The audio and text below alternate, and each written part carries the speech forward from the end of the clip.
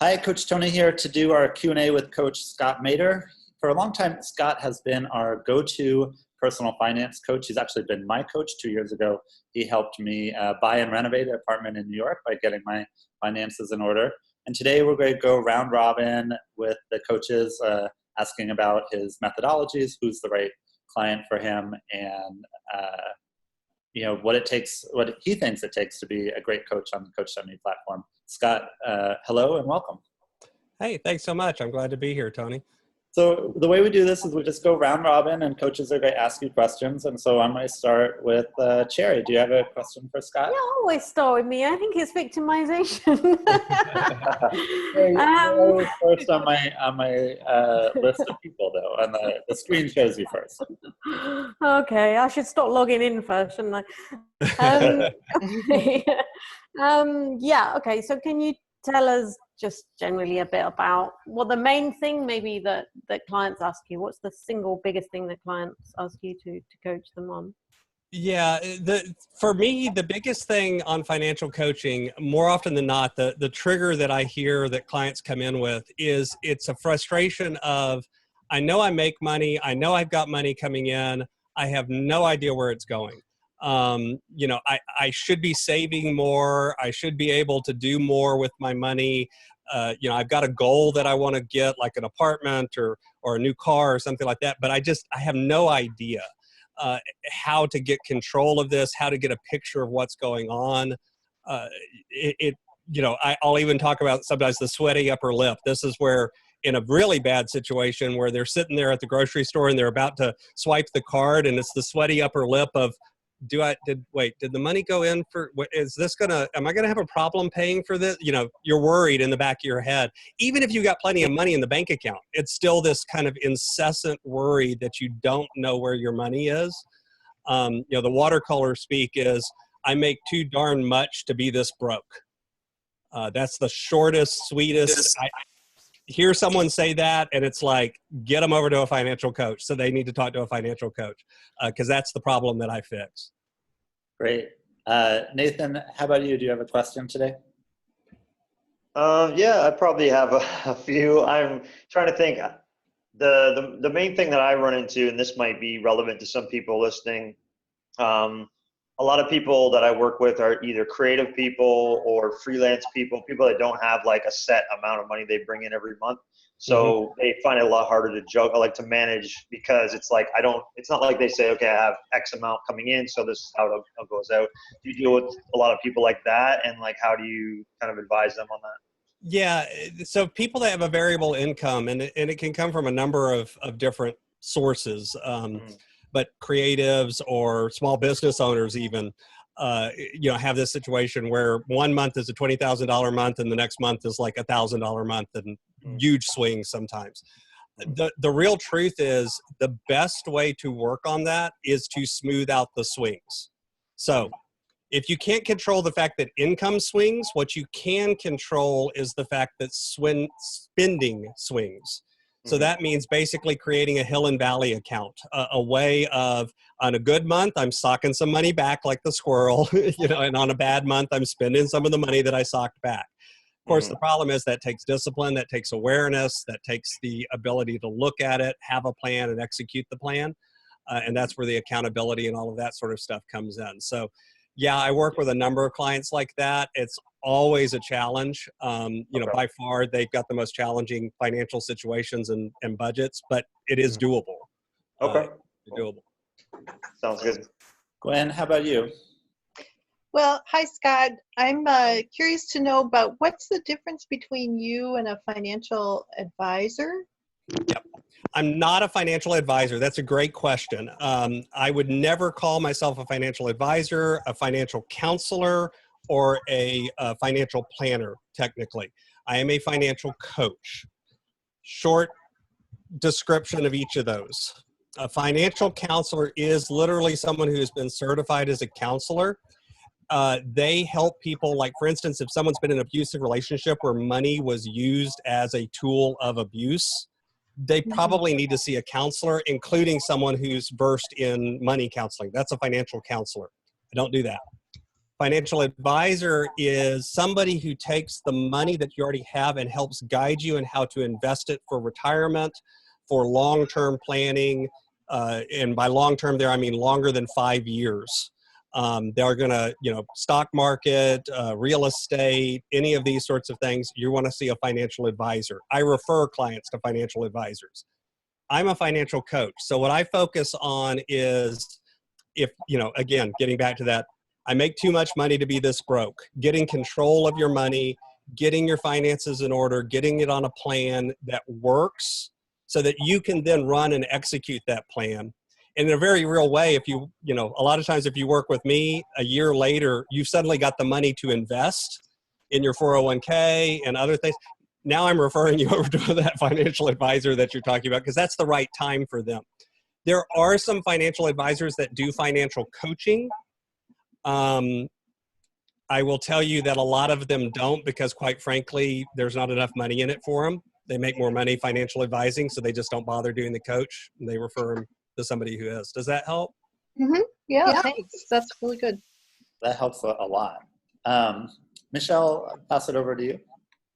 I'm wondering, do you do the financial coaching exclusively on Coach.me, or is this kind of an extension of your other financial coaching endeavors?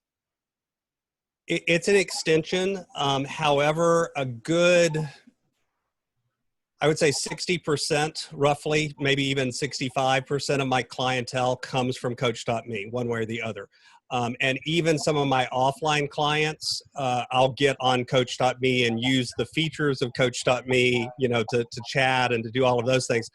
It becomes a great supplemental tool, even for coaching clients that are closer by.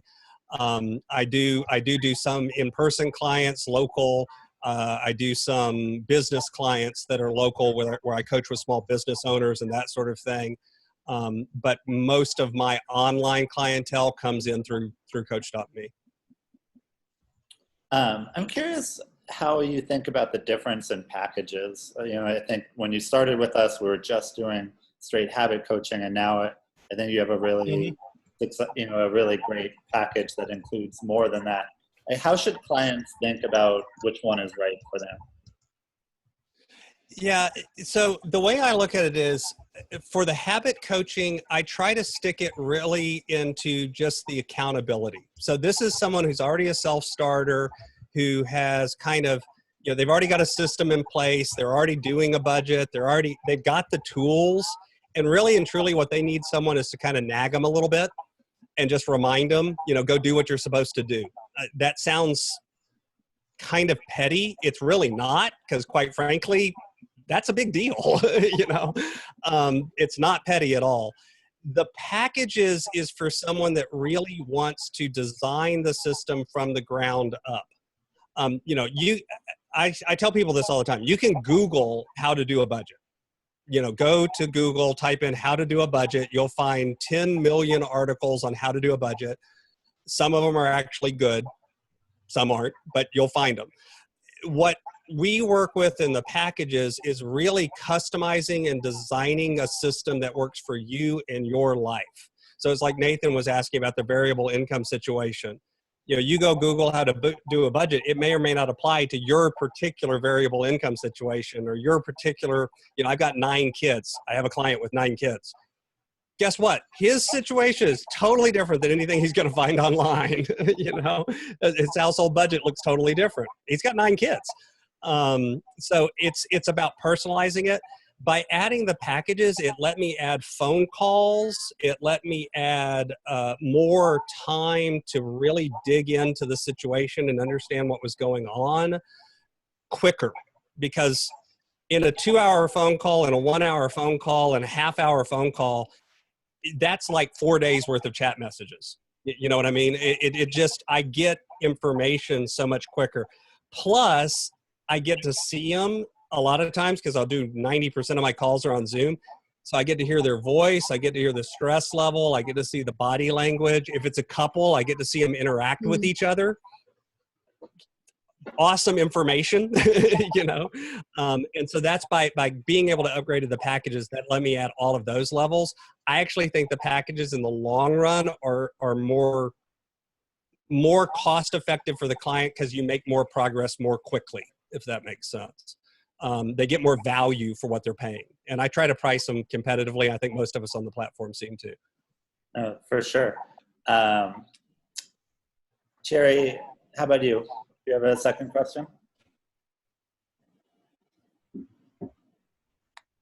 Yeah. Scott, you mentioned that you do sometimes coach small businesses, small startups. Mm-hmm. Oh, my internet connection's bugging out a bit, so tell me if I disappear. What sort of thing do you do for them? Did you hear the first part of the question? Yes, I got it.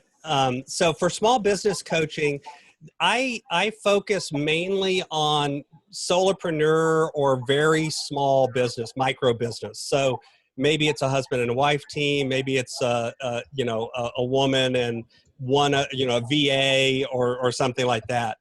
2, 5. I've gone up to 10 or 20 employees. That's getting too big for me, quite frankly. I try to focus much on the smaller solopreneur or small team. Why? Because more often than not, the biggest challenge that small business owners face is, they're supposed to have a business budget and a business plan and profit and loss and all of these sorts of, they've heard these words. They know they're supposed to know what the heck all of that stuff means. But in reality, their personal and their business just blurs together. So their business is paying for their personal cell phone. They put the dog walker on the business card because they forgot, and that's the card they had. Everything's just mixed up, and why? Because that's life. That's the life of a small business owner. So a lot of the coaching for small business owners is around how to set up those systems and processes to keep those things separate, which keeps them happy and also helps keep the IRS happy, or whoever they're having to pay taxes to, because, there's all of that problem. So it's not really about bookkeeping. It's really about setting up the systems and processes. And then it's also about efficiency. So being able to set it up so they can do this, and by the time they're done with me, it's hour or two a month that they're spending on this stuff. It's not 67 hours, because more often than not, they don't like doing the numbers. Every once in a while, you'll run into a small business owner that does, but they're pretty rare. It just feels like a draw away from their business. So I don't want them spending huge amounts of time on it. Great. Yeah. Thank you. Nathan, that's what I wanted to know. To you. Okay. Just before I say that, I think we got some audio feedback from somebody's line there that's causing a little bit of echo or something. Just wanted to mention, maybe mute yourself when you're not talking, just so that we don't get that coming through. My question was about emotional stuff. You mentioned something, this I think is, and I find this too, like the story that people have around money or their upbringing around money, and that is like a big factor. How do you kind of tackle that, or like what's your thoughts on approach to that? Thank you for that question. Because we've been talking a lot about numbers. The real truth is what I do is personal finance. Mm-hmm. And the problem is everyone forgets that first word, personal. Okay. It's 80% personal. It's only 20% finance. Again, you can Google how to do a budget.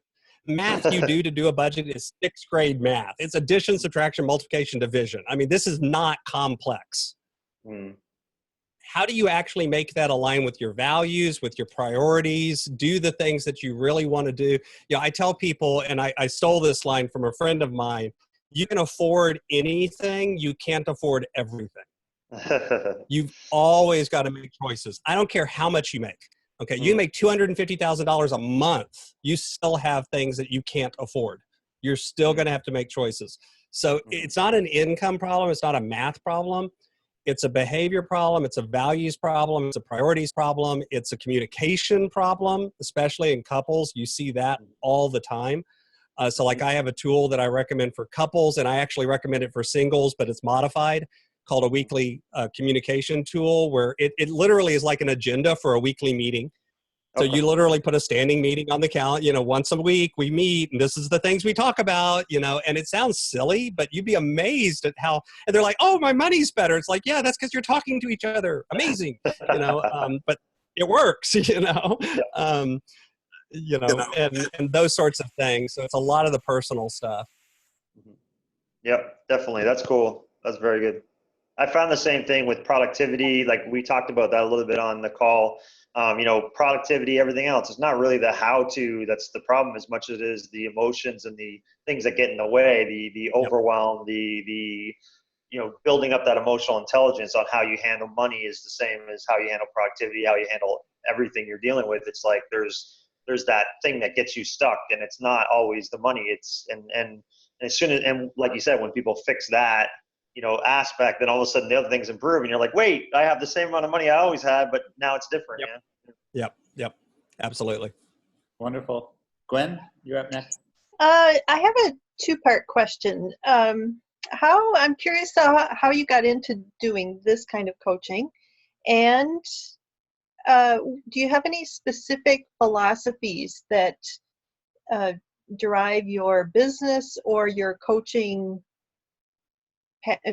style? Okay. So two things there. One is, as far as how we got into it, my wife and I went through our own financial journey with debt. We did this back in the early 2000s. I lost a job. We had $58,000 in debt. I had 2 major surgeries, collapsed lung twice inside of 4 weeks. Wow. Added another $20,000. I was actually considering suicide because of finances.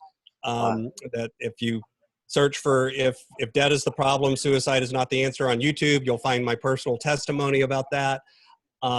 Basically, it had affected every area of our life. We were going, I one way or another, either I was not going to be alive, or we were not going to be married, something was going to happen. I actually ran into Dave Ramsey on the radio. Not literally, but he came on the radio. And my wife and I started talking about it and basically began to get out of debt ourselves. That was our personal journey. I mean, it's a much longer story. I'm giving you the Cliff Notes, but we ended up paying off $72,858 and 84 cents. Not that I know that to the penny, in 2 years, 11 months. And I have to say 2 years, 11 months, because my wife will not let me round that to 3 years. It was 2 years, 11 months. And that's when we paid it off. We haven't had debt since then. Because of that, people saw what we were doing and were like, can you help me? And we started kind of coaching couples and coaching some folks around, church and that kind of thing. We ended up going and getting trained through Dave Ramsey's organization. Since then, I've picked up some additional training, some additional certifications. I was a school teacher for 16 years, so coaching came naturally in terms of the skill set. It was something that I did in my school teaching. I was also a senior director in a major company and ran a team of about 300 people, and I ran it as a coaching manager, meaning, I didn't do a lot of the directive management. I did a lot of leadership coaching. That's why my team was very successful. So those skills kind of had come about naturally. I took those skills out along with what I learned through financial coaching, and that's why we designed the business. So we actually started doing it in 2011 offline. I don't remember. I think I've been on the Coach.me platform. I know I got on it. It wasn't around very long. It was still Lyft when I got on it. It was, so that gives you an idea. I think, right, Lyft.do, wasn't that the thing, Tony, a long time ago? That's right. And started kind of doing it through that. So that's kind of how the business grew. As far as coaching philosophy, I think coaching is a continuum. And what I mean by that is at one end is what I would really call pure consulting. This is where I have a single solution, and anyone with that problem, I come in and give them that solution, an HR tool, whatever. Nothing wrong with that. And all the way at the other end is 100% pure coaching, which is where my job as a coach is to 100% ask questions and pull out of you all, the answers and the direction and but you're kind of driving it. I'm the guide. I'm a facilitator of the conversation, much more than a participant. Again, very good. But these work in very different environments for very different problems. And I look at financial coaching as in between the two, closer to the pure coaching end than a consulting end. But at the same time, I still have to provide some guidance and some tools and some packages that help them, because generally by the time someone comes to a financial coach, they've tried every single thing they could think of. So they don't want to sit here for 3 hours and have me go, so what did you think about this? What did you, that would frustrate them. They need a little guidance. However, I still use a lot of questioning. I do a lot of active listening, a lot of reflecting back to the client, wait, I heard you say this. What did you mean by that? Can you expand on that? Can you, tell me more about that? These sorts of things. And that's kind of my coaching style. As far as my financial thing, I'm very anti-debt. At the end of the day, though, if a client uses credit cards or uses debt, I'll help them manage that. It's not like I'm not so against it that I'll look at them and go, oh, I'll never help you.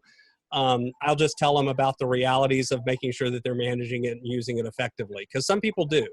I've just seen a lot more people that don't, quite frankly. And so a lot of clients that come to me are trying to get out of debt just because they see that in my messaging. Does that answer your question? Yeah, that's fabulous. Thanks. Michelle? I'm wondering, are there any particular nuances that you're seeing coaching on Coach.me versus you do a lot of local work as well, or other things that you found to be helpful? Yeah, that's a good question. And I will admit this is something that took me a while to gel to, because I was doing coaching offline and I tried to do it exactly the same way online, especially back when it was just the habit coaching tool and just the chat tool, and failed miserably because it does not translate. It does in the sense that you need to ask questions and you need to process what they're saying very thoroughly. The problem I found is people don't write nearly as much as they talk. And so you'll get 2 sentences where if you had asked that question in person, you would have gotten, a 5-minute diatribe or a 10-minute lecture, and you'll get 2 sentences, and that's it. So by what that means is on the chat, especially with the chat feature, you have to ask way more questions than you feel comfortable with, and you have to dig deeper, and you have to ask follow-up, and you have to ask clarification, and you have to provide echo back to them, So you mentioned this. Is that what you meant by that? And you go ahead and expand on it a little bit. Not so much that you're trying to put words in their mouth, but enough that they're understanding that you're listening, you're processing, and you're trying to get more clarification and more detail. And you kind of have to prompt that dialogue. That's one reason that I found if it's 100% chat-based client, it's a little slower process. Not a bad thing necessarily, but it sometimes is a little slower process. We're popping on a phone call, you get a lot of that information quicker, just because people don't write nearly as much as they talk.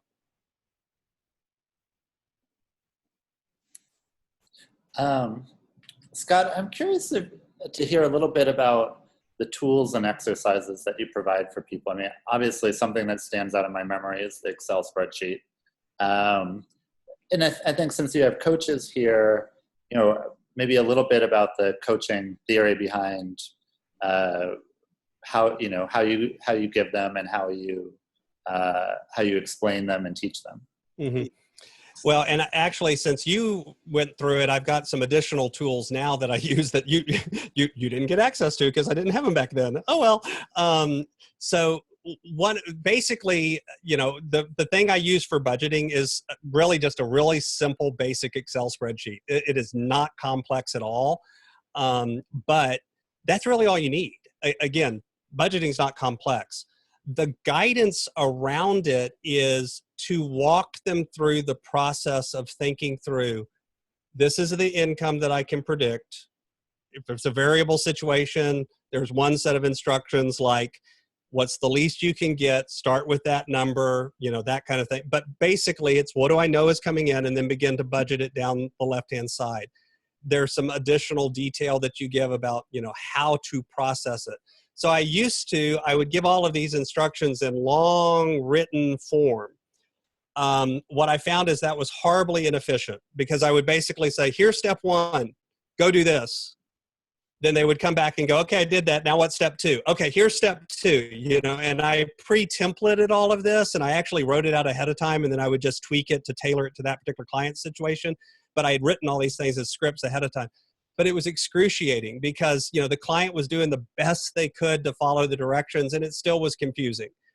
Since then, we've added a group of, I belong to a group of financial coaches, and we work together to develop tools, and then we share those tools. And so we now have something called the Assistant Financial Coach. And so literally I can send people to this place and say, go watch these videos. And the videos go, here's step 1, watch this 4-minute video and go do step 1. And so, and it shows them and walks through the sheet, and it's animated, and, it basically does all the stuff that I used to write in writing, but it does it in a 4-minute video that they can pause and they can rewind and they can do that. It takes a lot of the heavy lifting off. So that's something, again, if you have a process that's a repeatable process, creating guidance videos is a huge benefit. It takes you some time to set them up and do them, but once you've done them, they're reusable, and it'll save you time, saves the client time, and usually the clients are like, oh, this is so cool. This is the best thing ever, because they can go do it on their own at their own time. They don't have to wait for interaction from me. So that's a new tool that we have. That's also how I guide them through like the weekly meeting tool. I talk to them about it. I provide feedback. I provide suggestion. But then in between, they've got a video that they can go watch to remind them again, oh yeah, that's how we use this tool, and download the tool. So I built a lot of those along with the other coaches that I partner with, and that's kind of how we use them with the client. Now, I usually provide that only in the higher end packages. I don't provide that, again, if it's a habit coaching client, that's a different situation. And those folks, it is still going to be a written feedback. And the answer to how to do that is slow way down. I used to make the mistake probably back in the day when Tony, when you were coaching, I would send you like a 17-page, here's the 17 things you need to do. And you're like, I'm overwhelmed. I have no idea. And so I've learned to break it up into smaller chunks and read it off the client. If you've got a client that's a go-getter and they are, the minute you send them something, they're doing it. Okay, give them a little bit more. Let them run a little faster. But for most clients, they're doing it at their lunch hour. They're doing it in between meetings. They're doing it oddball times. It's better to break it up and provide kind of a drip as opposed to a flood. I used to worry about that because I used to think they were thinking I was being non-responsive. So I asked clients, is this okay with you? Is this working for? And the feedback was really positive. So I kind of don't worry about it anymore. I provide it a little slower than it's not as fast as I feel comfortable with, but it works for them. So who cares what I think? Good. Yeah, I really remember that spreadsheet as so powerful. I mean, as you say, it was that fear of you don't know where your money is. And it was the first time I ever saw where it goes. I mean, the first time since, it was 22 maybe. And I have a much different financial situation then. Cherry, how about you? Do you have more questions? All right, passing is totally okay. Nathan, to you then. Okay. Yeah, I actually put a question up on Facebook because I knew we were going to have this call. And so I asked anybody in my network sort of if they had questions. And one person had asked, how much should I realistically be putting away for savings? And I thought maybe the question could be sort of this idea that how do you figure that out based on your income or whatever? How much should you be realistically putting away? And they made a specific point to comment on that they want to continue to live a life that makes them happy. Doing yoga, getting massages, things like that still. But like, how do they juggle that? Right. Yeah, so that's kind of two different questions, but let me see, kind of tackle both of them. So and I'm going to kind of go back to front. The first one, and this is a very typical statement, is, the client will come in and they say, I'm struggling with saving and I know I need to save, but I don't want to give up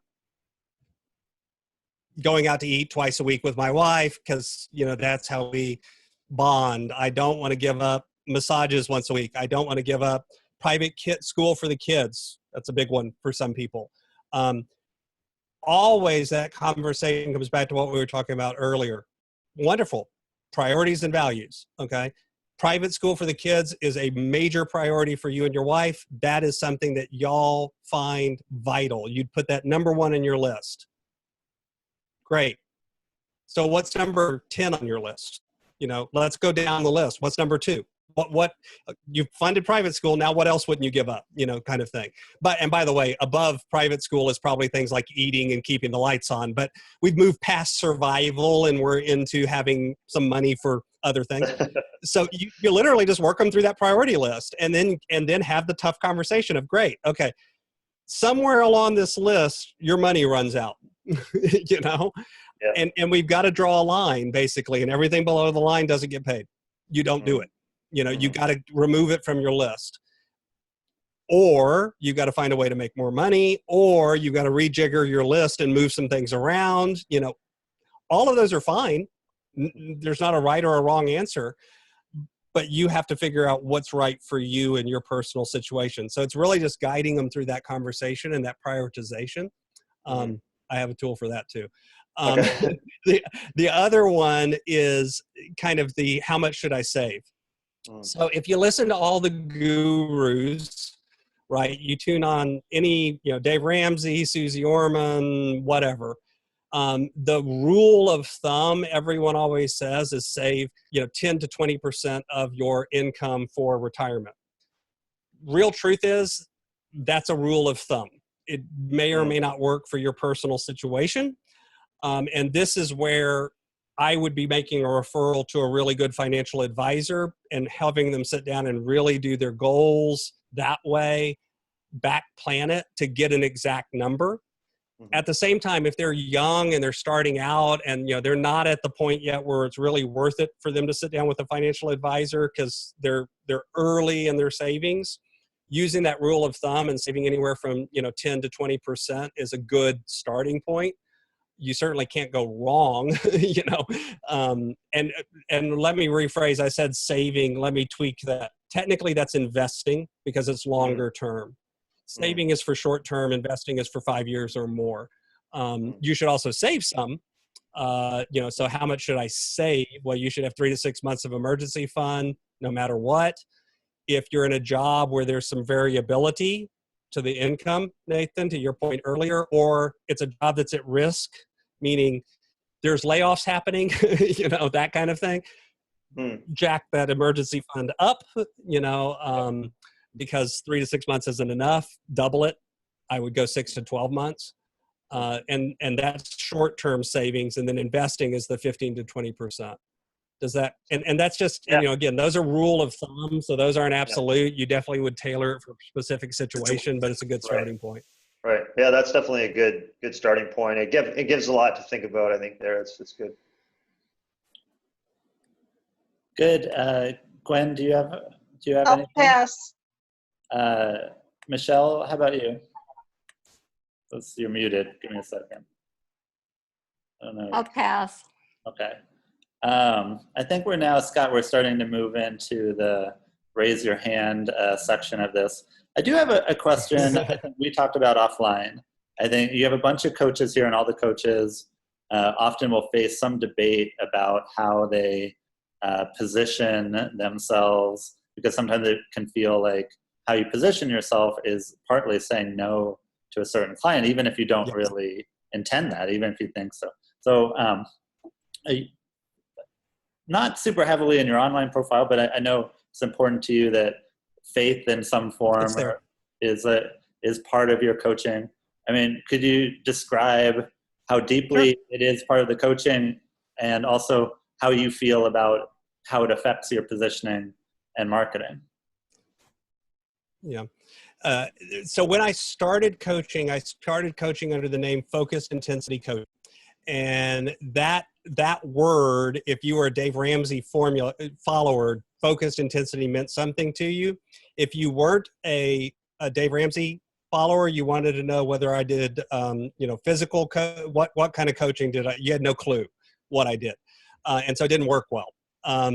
So I began to pivot. And as I began to pivot, because I did a lot of coaching into faith-based organizations, I did a lot of coaching with pastors, I did a lot through churches, and that was very important to me. That was my own. During my financial journey, I also had a faith journey. I had been an atheist for 20-something years. I was raised in the church. I had left the church, had some bad experiences. And in part, my relationship with money was what was keeping me from having a relationship with God, quite frankly. And as I got my money relationship straight, I got my spiritual life straight and began to have a much better relationship with my own faith, my own spirituality, and understood kind of that I could own that and be okay with that. And so my business name now is Inspired Stewardship, and stewardship is that's a religious word. People see that word and think of it as a church word, put that in air quotes. And I use that without hesitation. And one thing I've discovered is I have clients that come to me that are not Christian. They're not, they're Muslim, they're Jewish, or they don't even belong to a faith. They're atheist or agnostic, and still tell me they like the fact that I'm open, that I'm open about my own faith-based background, and that's part of my messaging, because they feel like they now know something about me. So it's not about them in that case, it's about it. They feel like that tells them something about who I am, and I'm open and honest with who I am. At the same time, when I do coaching, I do not beat people up about religion. My goal is not, you're not this, so that's bad. No, but I do talk to people about giving.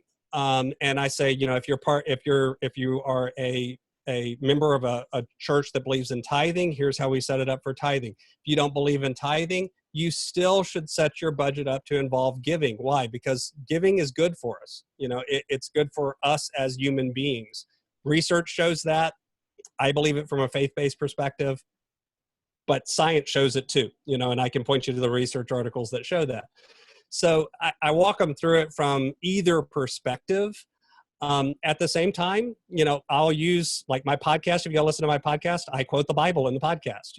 I don't hesitate to refer to my own faith and my own background and my own beliefs. And because of that, you're right. There's definitely some clients that will see the word stewardship or hear something in my messaging and go, I don't want to go to him. And that's okay. It doesn't offend me. It doesn't bother me. Because there's also clients that see that and go, oh, that means he's exactly the right coach for me. And I would challenge coaches who don't want to niche down, who don't want to be clear on, I work with this group, that if you try to serve everyone, you will serve no one. The truth is, we've all seen it. You see that, and it's a watered down message. It won't resonate with people, and you've got to resonate. And the more I've gone towards owning who I am and putting that into my message and trusting that and being okay with, that, the happier I've been and the happier clients have been. I wonder when we guide coaches, if instead of saying niching down, we should say, you need to strengthen your message, because that's literally what's happening there.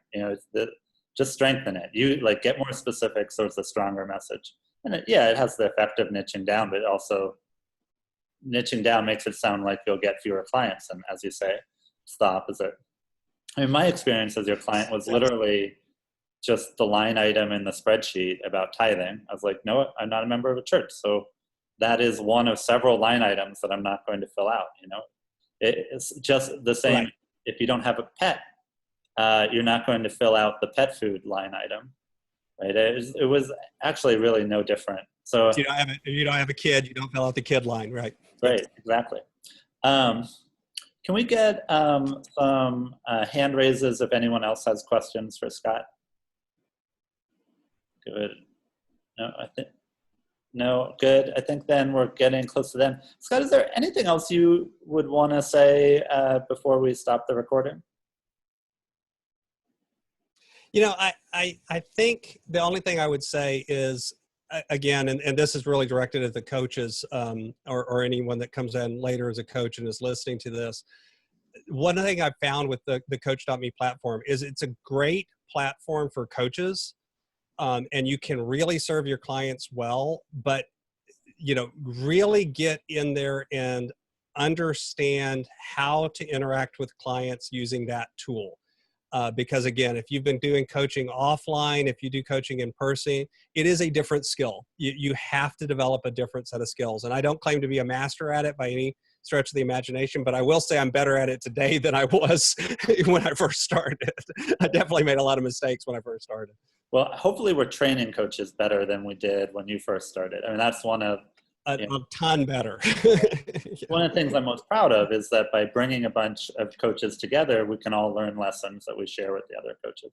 All right, now we're Absolutely. moving off of Scott, though. So let's call it a wrap. Scott, thank you so much for having us, Thank you, Scott. for being here, giving us your insight. All right, You're very welcome. take care.